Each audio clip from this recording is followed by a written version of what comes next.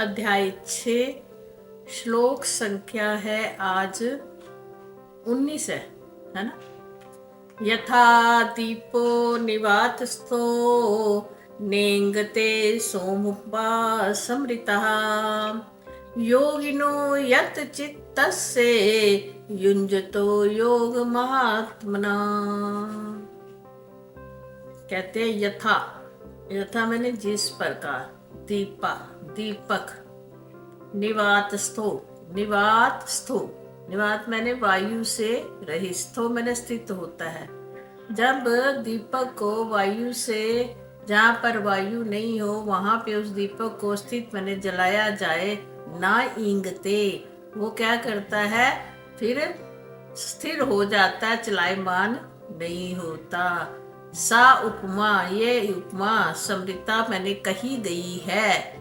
योगिना, ऐसी उपमा योगियों के, यत चित्त से, जिसका जो चित्त होता है संसार रूपी चीजों से, वो बिल्कुल जिसने अपने चित्त को रहित कर लिया है, वही स्थिति योगी की होती है। जैसे कि हवा से रहित एक दीपक को रख दिया जाता है तो उसकी लो स्थित रहती है, ऐसे ही योगी जो संसार से उपराम हो जाते हैं संसारिक बातों से, उनके युंजता, फिर अपने मन को किस में लगाया होता है, युंजन किस में किया होता है, परमात्मा में लगाते हैं।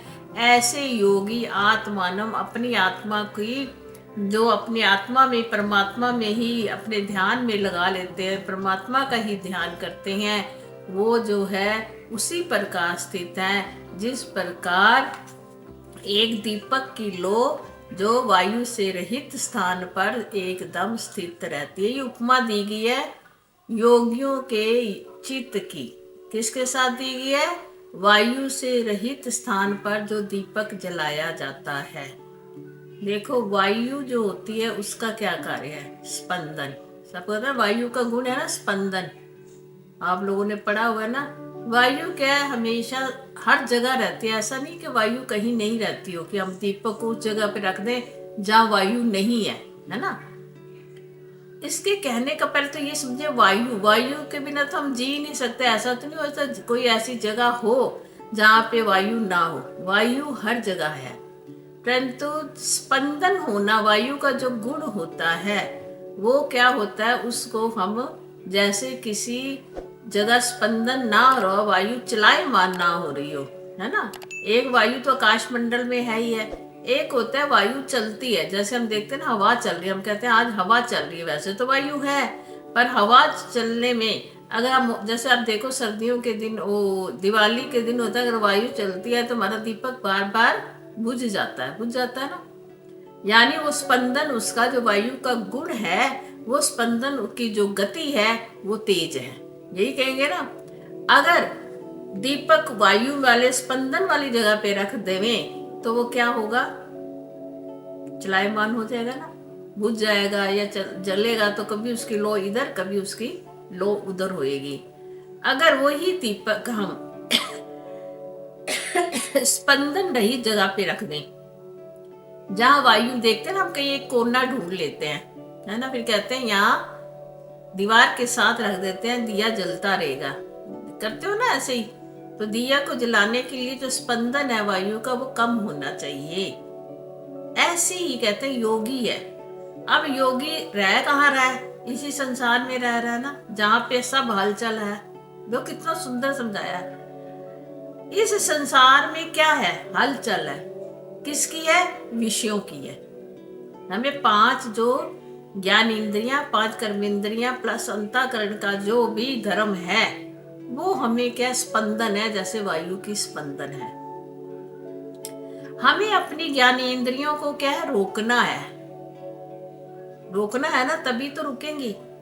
और कर्म इंद्रियों को भी अपने विषय से रोकना है, ज्ञान इंद्रियों को भी अपने विषय से रोकना है। अगर हमने स्थिति पानी है किसमें? स्वरूप में।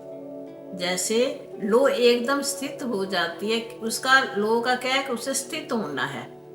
ऐसी हमने को क्या करना है, अपने मन को अगर स्थित करना है, चित्त को अगर शांत करना, स्थित करना, हमारा यहाँ योगियों का मन क्या होता है? शांत अवस्था होती है उनके जीवन में। अगर हमने अपने जीवन में शांति लानी है, शांत रहना है, तो हमें कैसे करना है? जैसे योगी यत उपरत, जिनका चित्त उपराम हो चुका है, कहाँ से? संसार की, उनको कहते हैं यत चित्तस्य, जिसके चित्त में संसार की, चित्त में क्या होती है? वासना। चित्त में वासना होती है, मन में क्या होती है? इच्छा। जिसके मन में कोई इच्छा ना उठे और जिसके चित्त में कोई वासना शेष ना रह जाए, वो योगी होता है। और हमें बनना क्या है? योगी। योगी क्या है? वो कहाँ रहता है? सिर्फ परमात्मा के साथ ही युंजन करता है, परमात्मा के साथ ही ध्यान में जुड़ा रहता है। परमात्मा का ध्यान में रहना, परमात्मा के ध्यान में रहने का तात्पर्य है कि तुम्हें संसार से विमुख होना। संसार में रहते हुए किसी भी विषय से, किसी भी पदार्थ से, किसी भी वस्तु से हमें क्या करना है? आसक्ति नहीं करनी। तभी हम योगी बन सकते हैं, क्योंकि जब तक हमारे अंदर विषय हमें तंग करेंगे तो हमारे अंदर स्पंदन उठता रहेगा। किसका? इच्छाओं का। मन में इच्छाएं उठती रहेंगी, मन में कामनाएं उठती रहेंगी, उसको हम नहीं पूर्ण कर पाएंगे तो पांच जो हमारे क्रोधी, काम, क्रोध, लोभ, मोह, जो दुश्मन हैं हमारे, वो फिर हमें बार बार तंग करते ही रहेंगे। तो फिर हम उपराम कैसे होंगे इन सब विषयों से? इसको ध्यान में रखते हुए हमें क्या करना है? योग को साधना। योगम आत्मानम, अपनी आत्मा में रमण करना, अपने आप में रमण करना, किसी की जहाँ पे कोई जरूरत नहीं है। जब एकांत में बैठेंगे, एको अंत होगा हमारा, सिर्फ हमारे साथ कोई और नहीं होगा, ना मन में, ना बाहर से, ना भीतर से, ना अंतःकरण से, ना बहिर्करण से। हम बाहर से तो कई बार क्या होते हैं? विमुख हो जाते हैं, हट जाते हैं, परंतु अंतःकरण से हम उसी व्यक्ति के बारे, उसी पदार्थ के बारे में क्या करते हैं? सदा सोचते ही रहते हैं, विचार करते रहते हैं। जो अंतर में हमारे विचार उठते हैं वो हमारे को क्या है? दिए की लो को स्पंदन वाली बात है। जैसे हमने दिए को स्पंदन में रख दिया, वायु से रहित जगह पे नहीं रखा।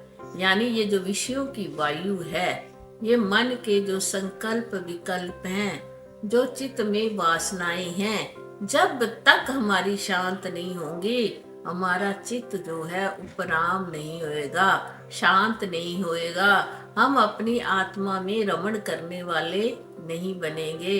जब तक हम अपनी आत्मा में, आत्मेव आत्मना, अपनी आत्मा में ही स्थित नहीं होंगे, तब तक हम योगी नहीं कहलाएंगे।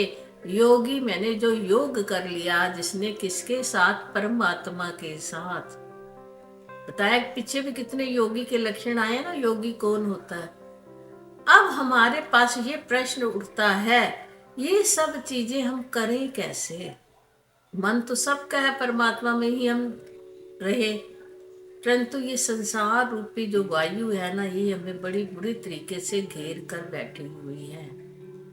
अब इससे हमें छुटकारा कैसे मिले? बोले संसार में रहो, परंतु संसार की किसी भी चीज में मैं अहम भावना, अहम ममत्व, आसक्ति, इससे परे हो जाओ, तो तुम इस वायु जैसे दीपक वायु में रहकर भी वायु से चलायमान नहीं होता। कोई ना कोई अपना ऐसा जगह ढूंढ लेता है, जो सुचेतन है ना, जड़ है, तो चेतन उसको कहीं ऐसी जगह पे रख देता है कि उसको वहां पे वायु ना लगे।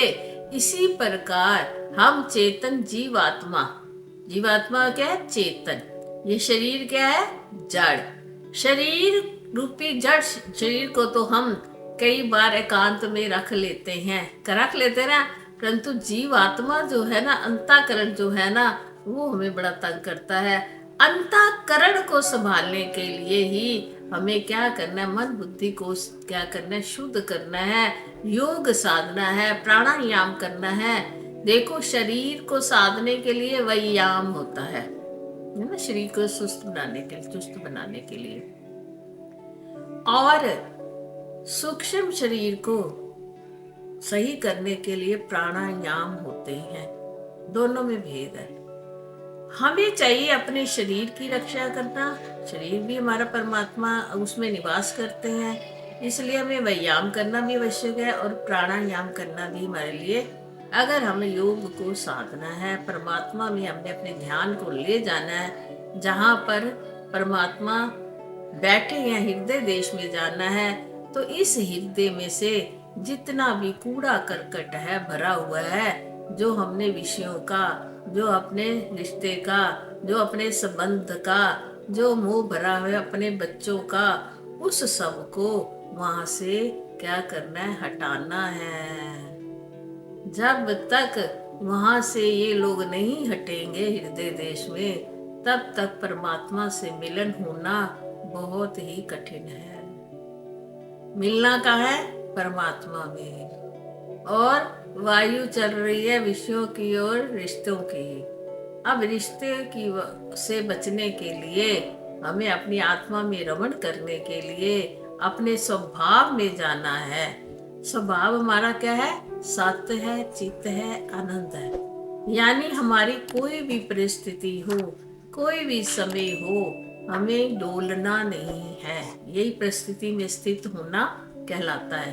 अगर हमारे सम्मुख कोई विषम परिस्थिति भी आ जाती है, मान लो कोई हमारे जीवन में ऐसी घटनाएं हो जाती हैं जिससे हमारा हृदय जो है डावाडोल हो जाता है, तो कहते हैं उसको उस चीज की स्पंदन नहीं देनी। हृदय में सिर्फ परमात्मा का ही ध्यान रखना है, उसी से मिलना है। उसी को मिलने के लिए भगवान ने मुझे इस जगत में भेजा है। ये संसार नश्वर है, ये संसार घट रहा है, बढ़ रहा है, जो कि मुझ में ये घटना और बढ़ना नहीं है। मैं सदा एक रस हूँ। ये है अपने सत्य चित चेतन अनंत स्वरूप परमात्मा में अपने मन को लेके जाना। जब तक हम अपने मन को सत्य चित अनंत स्वरूप में नहीं लेके जाएंगे, तब तक ये विषयों की आंधी और ममत्व का जो मोह, ये सब हमें बिल्कुल भी, और इच्छाओं की जो कामनाएं हैं, इच्छाएं हैं वस्तुओं की, जब वो हमारी शांत नहीं होंगी तो हम अपने स्वरूप में नहीं जा सकते। क्योंकि विषय बहुत ज़्यादा हैं, कोई ना कोई विषय हमें हर समय घेरे रहता है।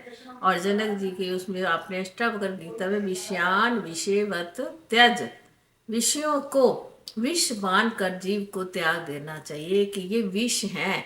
जैसे कि संसार में हम जहर का पान कर रहे हैं, अगर विषयों का पान हम ज़्यादा करते हैं तो इस सभी बातों का हमें ध्यान रखना है अगर हमें परमात्मा की प्राप्ति करनी है।